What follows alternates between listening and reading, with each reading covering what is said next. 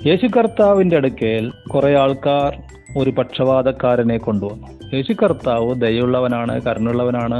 അതുകൊണ്ട് ആ കിടക്കുന്ന മനുഷ്യനോട് പറയണം, മകനെ ധൈര്യമായിരിക്കുക, നിന്റെ പാപങ്ങൾ മോചിച്ചു തന്നിരിക്കുന്നു എന്ന് പറഞ്ഞു. ഇപ്പോഴാണ് അവിടുത്തെ പ്രധാന കാര്യം നടക്കുന്നത്. അവിടെ കുറെ ശാസ്ത്രിമാരുണ്ടായിരുന്നു. അവർ ഉള്ളിൽ ഇതിന് വിരോധമായി പറഞ്ഞു. കാരണം ഇവൻ ദൈവദൂഷണം പറയുന്നു എന്ന് പറഞ്ഞു.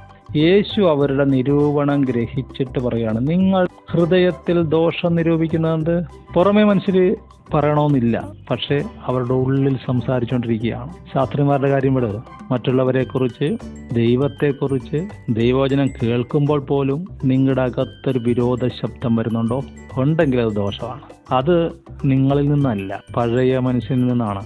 സാത്താന്റെ ഇൻഫ്ലുവൻസും അതിനുണ്ടാവും. എന്താണ് അവൻ ചെയ്യാൻ ഉദ്ദേശിക്കുന്നത്? നമ്മുടെ സഹോദരന്മാരെ രാപ്പകൽ കുറ്റം ചുമത്തുന്ന ഒരു അപവാദിയുണ്ട്, അവനെ തള്ളിയിട്ട് കളയണം.